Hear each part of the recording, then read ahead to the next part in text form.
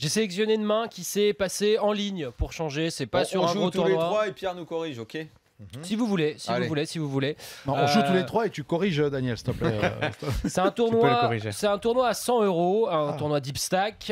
On est au blind 600, 1200 quand survient le coup. Donc le tournoi a commencé quoi depuis combien de temps, Pierre, à peu près? Ça ferait 2 heures, 3 heures pour arriver à ces blindes là? Moins? Ouais, bon, enfin, le En tout truc cas, c'est c'est le début, c'est pas encore. Voilà, c'est le début. On part avec 50 000 jetons et là, apparemment, les stacks n'ont pas énormément bougé. Donc voilà, début de tournoi, je pense. Voilà, début de tournoi. Je vous mets dans la peau d'un joueur donc qui a 47 000, qui est de grosse blinde. C'est une table de 8. 47 000, il a posé donc la blinde de 1200. Ah ouais, peut-être 2 heures de temps, ouais, quelque chose comme ça. Et il a valet 10 dépareillé, donc un valet de trèfle et un 10 de pique. Ok. Le joueur qui est troisième à parler, lui a un tapis de 80, hein, il a plus de jetons, beaucoup plus de jetons. Il relance à 2,64K, donc 2640. Voilà, ça fait quasiment un min raise. Derrière lui, il se passe quoi? Passe jusqu'à la grosse blinde. Donc c'est à votre tour, de jouer. On est 2. Exact. Alors, Bon, je paye. Oui, je paye aussi. Je relance pas. Moundir? je colle, mais en temps normal, c'est pas vraiment des mains que j'aime coller. Enfin là, si on dit qu'on se couche, il n'y a plus de jeu, donc j'imagine Oui, qu'ils oui, aient pas. non, mais voilà. Voilà, on s'est couché. Et, Parce que vraisemblablement, c'est ce que j'aurais Non, fait mais aussi, c'est ça. mais bon. Voilà. Mais je colle.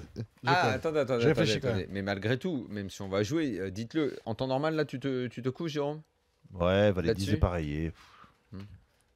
Toi? Non, mais Moi, je défends la grosse blinde avec ouais, valet 10, mais même voilà, dépareillé. c'est un tournoi à 100 €. C'est qu'il y a des, c'est pas un tournoi de donk. C'est-à-dire qu'il y a quand même des joueurs assez sérieux. C'est pas comme un Monster Stack à 10 ou à 20 €, tu vois.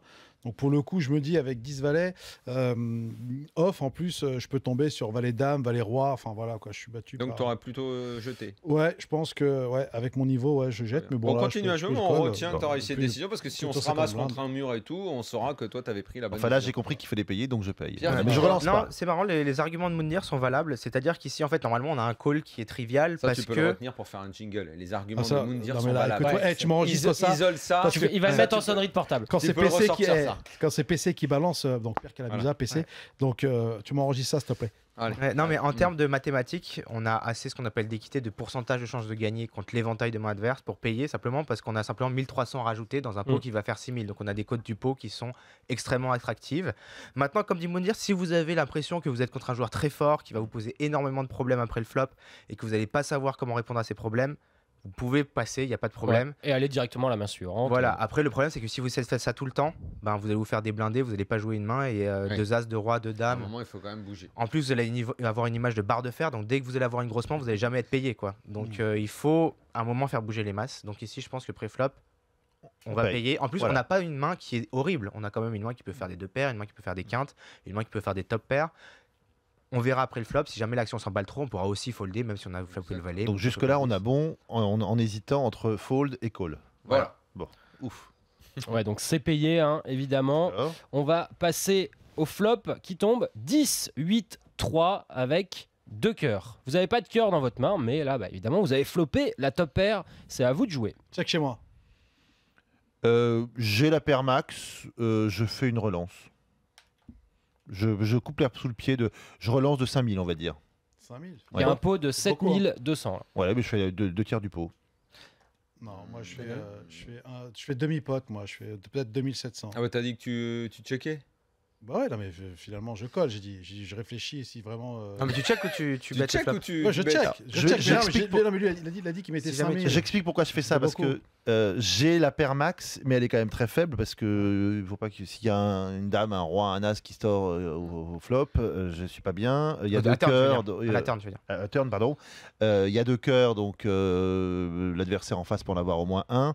Donc j'ai envie, si je prends le pot maintenant, je suis pas mécontent. Moi aussi, je suis pas Voilà. mécontent. Non, Moi, mais j'ai envie de valoriser ma J'aurais main. mis 4000, moi. J'ai envie de valoriser ma main qui est la paire, qui est la paire max, qui est pas ridicule, mais je sais que je peux pas vivre des années. Enfin, Je suis d'accord. je supporte pas un tirage supplémentaire. Moi, Voilà. d'accord. je laisse la parole à celui qui a créé l'action de toute façon, donc pour le coup, je préfère checker et contrôler le pote, quoi. Parce que s'il te revient, il te 3 bêtes. C'est le Voilà. risque. là, Ça, c'est- c'est la line la plus c'est le classique. risque. Voilà. Vas-y, Pierre. Ouais, je pense qu'on a vraiment aussi envie de checker aussi un pourcentage, ne serait-ce que pour Ne pas avoir que des mains très très faibles quand on check. Imagine si tu mises toutes tes top pairs, dès que tu check, ça veut dire que tu n'as rien et lui il misera à chaque fois que tu as checké et tu pourras rien faire. Donc là, c'est vraiment Mais une si main. t'as pas une attitude qui est linéaire, si tu fais pas ça à chaque fois. Je comprends ce que tu dis, mais. En fait, c'est marrant parce que là, tu dis tu soulèves des problèmes de théorie des jeux, des problèmes de fréquence. C'est que parfois, par exemple, il faudra miser brelan toi-même en premier, parfois, il faudra les checker, etc. Ouais. Mais là, je pense que en règle générale, vous n'avez pas envie de faire gonfler le pot, vous n'avez pas envie de vous ouvrir à une énorme relance qui vous fera folder votre top pair, a priori, ou alors vous embarquera dans un pot énorme. Si vous checkez, vous allez contrôler la taille du pot et il va pas miser tapis, quoi. Donc, au pire, il va faire une mise de 3000, vous collez, vous avisez le turn. Ouais, le coup reste tranquille en check. Voilà. Ouais. C'est quand même l'option la plus safe. Parce que toi, paradoxalement, en voulant arrêter le coup, tu t'ouvres à une relance qui pourrait te faire que le pot devienne complètement hors de contrôle. Pourquoi on s'ouvrirait plus à une relance qu'à un fold de l'autre finalement?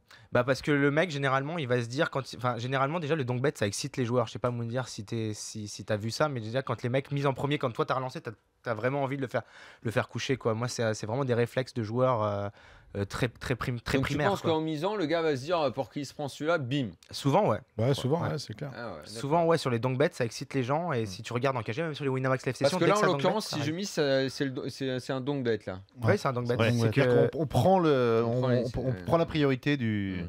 Et généralement, en fait, dans la théorie des jeux, t'as pas envie de miser quand ton adversaire peut avoir plus de mains fortes que toi. C'est-à-dire que lui peut avoir 2 as, 2 rois, 2 dames, 2 valets, ce qui fait beaucoup de combinaisons de mains, que toi tu ne peux pas avoir parce que tu les aurais sur-relancés pré-flop. Donc quand ton adversaire peut avoir plus de mains fortes que toi, généralement tu as envie de checker et de laisser le pot petit. D'accord, c'est très clair. Très bien. Benjo, il a checké donc. Alors, checker. En face, l'adversaire a misé. Ah, checker aussi, pardon. Check. Ouais, D'accord. check, Mais check. c'est intéressant tu vois, d'envisager quand on discute du main tous les cas possibles. Et c'est toujours, voilà, c'est de viser toutes les possibilités possibles. Donc on arrive au turn. Le turn, c'est un 9 de carreau. Là, Donc, ça devient fait intéressant. 10, 3, 8, 9 de carreau. Il y a toujours les 2 cœurs au flop, je rappelle. Et donc nous on a valet 19. Valet 10 noir. Donc, on a maintenant un tirage. On a un tirage quinte par les deux bouts. C'est ce qu'on appelle la banane par les deux bouts. C'est exactement ça. Et on conserve notre paire max. c'est ça. Alors qu'est-ce qu'on fait? Et c'est toujours à vous de parler. Bah, Là, moi, Là, non, tu vois, vas-y, parle. Bah, je serai à nouveau tenté de miser là. Combien? J'ai pas compté à combien on est de la taille du pot là. Je mets un tiers pot. Ils ont checké. Il y avait dans les 5-6 000. Un tiers, avant, un tiers. ça a pas bougé. Un tiers. Ouais. Un tiers chez moi. Moi aussi, je mise par. J'ai toujours la paire max. Il y a quand même un tirage quinte bien parti. Je crois que là, j'ai intérêt à faire grossir le pot. Donc, je vais faire une relance. Alors, je la ferai un peu plus qu'un tiers. Je pense que je ferai la moitié du pot. Au moins la moitié du pot. Ah. Vous avez tous à peu près la bonne intuition. C'est très bien. C'est a priori notre adverse check. Donc, on peut retirer 2 as, 2 rois, 2 dames, brelan. Mais aussi des mains comme valet dame, par exemple. Valet dame, il aurait toujours misé en bluff parce qu'il a un tirage 2 over cartes plus la ventrale. Du coup, et il peut pas avoir 6 et 7. Lui, il me semble que c'est ce qui fait la straight du bas. Alors que nous, on peut avoir. Exact. Donc là, on a... redis-moi ça. Ça veut dire que le coup, il a checké avant. Le fait qu'il check, tu supposes qu'il a pas de paire supérieure à nous. parce qu'il aurait misé pour protection, lui. Si toi, tu as relancé 2 as, la grosse blind call, ça vient 10-8. C'est quoi déjà exactement le board? 18-3. 18-3. Avec 2 cœurs. Tu mises tout le temps, non? Si tu as 2 valets, 2 dames, 2 rois, 2 Oui, as. oui, bien sûr. Ouais, tu values. Voilà. Donc là, en fait, il y a un renversement total dans les éventails de main. C'est que là, on a beaucoup l'avantage. Du coup, on a beaucoup d'intérêt de miser. On est plus souvent devant qu'on l'était, qu'on le pensait pré-flop. Exactement. Il n'y a plus d'overpair. Et nous, on a des quintes dans notre éventail de main. Lui, il ne peut pas les avoir, etc. Donc ça, c'est hyper important de le voir. Et donc là, en plus, on n'a pas énormément besoin de protection parce qu'on a le valet, le valet qui fait qu'on a un tirage quinte par les deux bouts. Donc une dame ou un 7 nous donne la quinte. C'est ça. Donc on n'a pas besoin de miser très cher finalement. On fait un tiers du pot pour miser contre des petites pocket pairs, pour miser contre des mains comme As-9, As-8. Et voilà, donc je pense que vous avez tous la bonne intuition de faire une petite mise pour extraire de la valeur. Et aussi protéger un petit peu s'il a une main comme As-Roi, As-Dame. On n'a pas envie de voir un As, un Roi, une Dame à la rivière. Benjo. Enfin une Dame, oui en fait, pardon, excusez-moi. Donc là, notre joueur, donc vous avez misé 3,6, 3600, c'est la moitié du pot. Et l'adversaire en face a payé. On passe à la rivière. Ah, il paye le mec. Ouais, quand même. Ouais, c'est payé. On passe à la rivière, dernière Le carte fait du qu'il paye, c'est paquet. quand même une info à prendre en compte. Dernière action. Ah ouais, le mec, il a pas rien. Il a pas que, ouais. C'est un 5 de carreau. Donc rien, chichi. Ouais. Un blanc. Chichi Walou. Donc il n'y a pas de tirage couleur. Non, c'est pas rentré. Non, La rien couleur n'est que la rentré. carte qui est possible. il peut faire une quinte de l'espace avec 6 et 7, c'était Del Turn. Voilà. Ça, c'est pas possible parce qu'il la relance pas préflop. Et il y a Dame Valet en qui plus, fait quinte aussi. il l'aurait déjà avec 19-8 avant. Il peut pas avoir 6-7 parce qu'il a relancé deuxième ou troisième de parole, Moi, il a pas 6-7. Donc je reste à tous les coups, on est devant Pierre là. Bah, si on reste dans notre réflexion, on garde la paire max. Je pense. On a un kicker qui est pas ridicule. Je pense qu'à mon avis, c'est un gars qui doit jouer à ce moment-là As-Valet, As-Dame, un truc comme ça. Ou la meilleure main qu'il ait, a priori, c'est une main comme Roi 10. Roi 10 ou As 10 qui dit au flop, bon, on sait jamais si je me fais relancer, ça fait chier, je vais checker. Et ensuite, voilà. Donc, a priori, c'est une range choix combat de type As 9, qui aurait checké le flop. As Roi. Voilà, des choses comme ça. Soit des tirages manqués, possiblement, d'accord. Soit, de temps en temps, on est battu par une main As 10, Roi 10. C'est les deux mains qui nous battent. Là, moi, je check, en tout cas. Moi, je check, je value pas. Moi, je value. Ouais, je me connais, je value. Là, vous avez un tapis de 40 000, il y a 14 000 au milieu. Il n'y a aucun intérêt. Avec la top pair. Voilà. J'en mets la moitié. La moitié? Ouais, j'en mets 7. Il faut vous mettre à l'OMA. Enfin, mis pot. Non, moitié pot, là. Moitié pot, ouais, mais c'est monstrueux, moitié pot, là. Ça fait quoi? Ça fait 7 points. Allez, 7 points. 7 points. Le gars, il te revient dessus. Voilà, quoi. T'as déjà balancé. Jusque-là, il a été très passif. Ouais, mais il a pris l'initiative avant. Moi, je vais checker. Moi, je check. C'est exactement ça. C'est la meilleure solution. Alors, il y a la ligne qui est la plus classique. C'est j'ai une main moyenne. Check call. Elle est bien. Il a des tirages manqués qui vont bluffer. Je check, il mise, je paye. À part s'il me fait un énorme overbet. Bon, c'est la mise classique. C'est quoi s'il fait. Si genre. Il va pas envoyer tapis ou un truc. Non, s'il mise moins de 3/4 du pot, tu payes. Et des fois, il va avoir As-10 ou Roi-10 et t'as perdu. Et des fois, il va avoir des tirages manqués, tu vas gagner. Et voilà, c'est tout. Et avec les codes du pot que t'as qui sont super intéressantes, tu vas faire un profit. C'est la ligne la plus classique. Là, on a opté pour une ligne qui est vraiment, vraiment très, très avancée.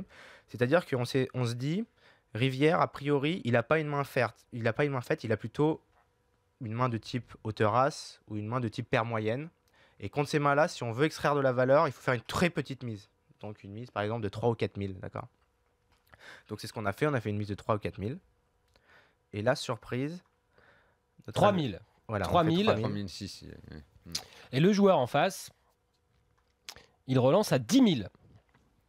Et là, votre stack, c'est 38 000 restants. Là, tu prends une pastille Valda, tu vois. Et là, c'est le mal de crâne. Mais si on réfléchit, il n'y a pas tant de mal de crâne que ça. Ouais, mais enfin, attends, moi, personnellement, 3K. Ça veut dire quoi? Ça veut dire que tu le mets d'un coup sur le As-10 et le Roi-10 que tu craignais? Alors, on peut le mettre sur As-10. Chez moi. Sa range, ça va être un peu la même. Ça va être. Comme on a misé très très petit, il peut se dire bah, je suis tout le temps devant avec As-10 ou Roi-10 parce qu'il a fait très peu cher, donc je vais relancer ce qu'on appelle en sin value. D'accord.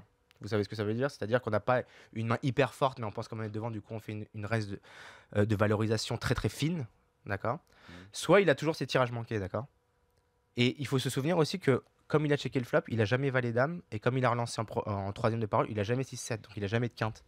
Toutes ces mains-là, nous on peut les avoir, et donc on va se servir de cette force-là en fait pour le bluffer. De cette force suggérée. De cette force suggérée, voilà. Au poker, vous n'oubliez pas... Donc tu le surrelances. Donc on fait tapis. On fait tapis. Waouh! Non, mais là, tu vas créer. Là, je suis pas sûr que. C'est magnifique. C'est compliqué pour moi. Regarde, Daniel. Non, je comprends si tout, mais il faut avoir les pour le faire. Ouais, voilà. S'il a As-10 ou Roi-10, il peut pas payer ce tapis. Il est bloqué. Et s'il a un tirage manqué. À la David Iquitaï. Ouais, et s'il a un tirage manqué, de toute façon, il peut pas être noté. Parce que Valet Dame ou 6-7. Parce que si tu fais que payer ici, bah du coup, quand il te montre As-10 et Roi-10, t'as l'air bête. Alors que là, en faisant tapis, tu vas faire passer quasiment toutes ses mains. Voilà, et donc, très rarement payé. Si on pose, je pense, les bonnes hypothèses dans cette main, on peut vraiment arriver à des plays très très fins qui fait qu'en fait, River, on se rend compte que une fois qu'il a checké le flop, il peut pas avoir de quinte et que du coup la rivière, quand on fait tapis, il va passer 100% du temps et on va gagner 100% du pot. Il a As-Valet plus, j'en suis sûr. As-Valet, As-Dame. Bon, il a fait quoi? Alors, on fait tapis et le joueur en face. Non, mais attends, le mec il a fait tapis? Vous. Ah, nous. On fait tapis. 3 000, 10 000, all-in 38 000. Voilà. Et le joueur en face, et c'est là que l'histoire se termine, bah, il a abandonné. Donc après avoir pris tout son timer. Donc on suppose que... Déception, on n'a pas la solution de ce coup, mais on sait qu'il est... on n'a pas besoin de ça pour savoir qu'il a bien joué. Le joueur, il avait fait quoi? Le joueur en face a passé, il a abandonné le coup. Donc la stratégie a marché. Le joueur dont on jouait le rôle. Il a fait tapis rivière. Ah, il a fait ça. En fait, c'est Pierre qui dit ce qu'a fait le joueur. 3 000 chez nous, 10 000 chez l'adversaire, tapis 38 000 et il a foldé. Et je pense que c'est un move qui va rapporter beaucoup plus d'argent que simplement check call. Voilà. Parce que check call c'est perdant, c'est parfois perdant. Non, check call ça va expliquer comme ça. Check call ça va faire un profit, mais un profit qui est moins grand que le bet et 3 bet all-in. Ça c'est formidable parce que ce qu'il dit là, c'est effectivement à t'entendre, c'est logique. Mais cette logique-là, on a du mal à la construire quand on joue une partie entre amis ou un tournoi. C'est-à-dire que c'est évidemment, tout ce que tu dis est vrai, c'est des Legos qui s'emboîtent très bien, mais il faut aller chercher les Legos au bon endroit pour les mettre. Voilà, ça vient avec l'expérience, la pratique. Je pense que ça devient de plus en plus automatique quand on... Tu as des très bonnes intuitions dans tes, dans tes métaphores, entre guillemets. C'est qu'en fait, on va pas dire un logo, mais c'est plutôt un puzzle, en fait, où tu dois mettre les pièces. Donc tes pièces, c'est tes mains. Tu as des cases différentes qui sont le check, qui sont le bet, qui sont le check call, qui sont le check raise. Et toutes les pièces de ton puzzle, toutes tes mains, tu devras les mettre dans les bonnes cases en fait. Et à partir de ça, tu peux te créer des stratégies qui sont parfaites. Aujourd'hui, malheureusement, le cerveau humain, il n'est pas assez puissant. C'est pour ça qu'on a recours aux ordinateurs pour nous aider. Mais voilà, c'est absolument fascinant. Avec le développement de l'intelligence artificielle, on va arriver à des résultats. On va arriver à un poker parfait très bientôt. En heads-up, ça arrive. Et en tournoi, dans quelques peut-être dizaines d'années, ça va être très long pour résoudre le poker de tournoi. Ça va arriver. Et ça va être...